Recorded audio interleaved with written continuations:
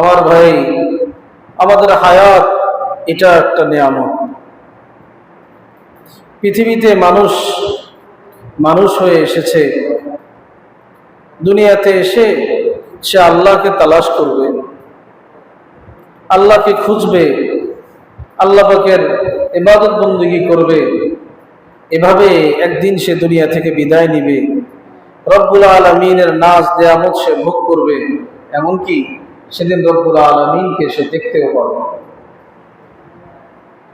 যদি কোনো বাচ্চা দুনিয়াতে আসে এমন অবস্থায় যে সে দুনিয়াতে আসার আগেই তার দুনিয়াতে আসার পরপর তার মায়ের ইন্তেকাল হয়ে যায়, অথবা দুনিয়াতে আসার আগেই তার বাবার ইন্তেকাল হয়ে যায়, সেই এতিম শিশু অত্যন্ত সুন্দর পরিবেশে সুশিক্ষিত হয়ে প্রতিষ্ঠিত হয়। এই বাচ্চা বড় হওয়ার সঙ্গে সঙ্গে সে তার মাকে অনুভব করবে যে আমার একজন মা ছিল, যে নাকি আমাকে দুনিয়াতে আনতে গিয়ে তার ইন্তেকাল হয়ে গেছে। আমার একজন বাবা ছিল যাকে আমি দেখি নাই, যিনি আমার জন্মের আগেই দুনিয়া থেকে চলে গেছেন। সুশিক্ষিত নেককার সন্তান হওয়ার কারণে সারা জীবন সে তার মা বাবার জন্য দোয়া করবে। সে যদি জানতে পারে যে তার মায়ের একজন আপনজন ছিল, তার বাবার একজন নিকটস্থ মানুষ ছিল, সে তাকে কদর করবে, তাকে সম্মান করবে। কেননা বাবার ইন্তেকালের পরে বাবার আপনজনের সাথে সুন্দর আচরণ করা এটা ইসলামের শিক্ষা, এটা একটা আদর্শ। মায়ের ইন্তেকালের পরে মায়ের আপনজনের সঙ্গে ভালো ব্যবহার করা এটা একটা ইসলামী শিক্ষা এবং আদর্শ। সেই ছেলে সারা জীবন ভালো ব্যবহার করবে, ভালো আমল করবে, নেক কাজ করবে, আর অপেক্ষা করবে যেদিন তার ইন্তেকাল হয়ে যাবে সেদিন যেন জান্নাতে তার মায়ের সাথে তার দেখা হয়, সেদিন যেন জান্নাতে তার বাবার সঙ্গে তার দেখা হয়। অনেক নেককার স্ত্রী এমন আছে যার স্বামীর ইন্তেকালের পরে পুরো জীবন সে তার স্ত্রীকে অনুভব করে, তার জন্য দোয়া করে, আর অপেক্ষা করে আমার মৃত্যুর পরেই তার সঙ্গে আমার দেখা হবে। অনেক স্বামী এমন আছে যে তার স্ত্রীর জন্য অপেক্ষা করে যে যখন আমার ইন্তেকাল হবে আল্লাহ করে তার সঙ্গে জান্নাতে আমার দেখা হয়। আমাদের এক দোস্ত অনেক ভালো আলেম ছিলেন, অল্প বয়সে তার ইন্তেকাল হয়ে গেছে করোনার অল্প কিছুদিন আগে। ঢাকাতে থাকে, সচ্ছল মানুষ, প্রতিষ্ঠিত মানুষ, হাফেজ, আলেম, মুফতি, বড় দাম্পত্য জীবন তার সুখের ছিল। তার ইন্তেকালের পূর্বক্ষণে তারা স্বামী স্ত্রী দুজন চুক্তি করেছে যে আমার ইন্তেকাল হয়ে গেলে তুমি আর কোথাও বিবাহ বসবা না, ইনশাআল্লাহ জান্নাতে আমাদের দেখা হবে।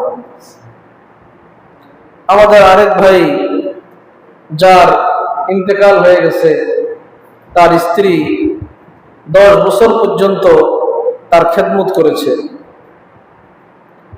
তারপরে এক সময় তার ইন্তেকাল হয়ে গেছে।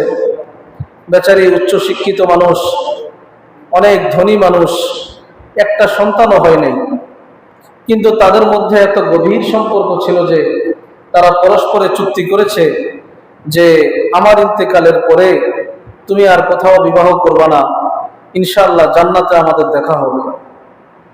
যতদূর জানি ওই দুইজন মহিলা, যাই দুজনের কথা বললাম, সেই দুইজন এখনো জীবিত আছেন এবং আল্লাহ পাকের ইবাদত বন্দেগী করতেছেন, বেশি বেশি রোজা রাখে, নেক আমল করে, আর অপেক্ষা করে কখন তাদের ইন্তেকাল হবে আর তাদের প্রিয় স্বামীর সঙ্গে তাদের দেখা হবে।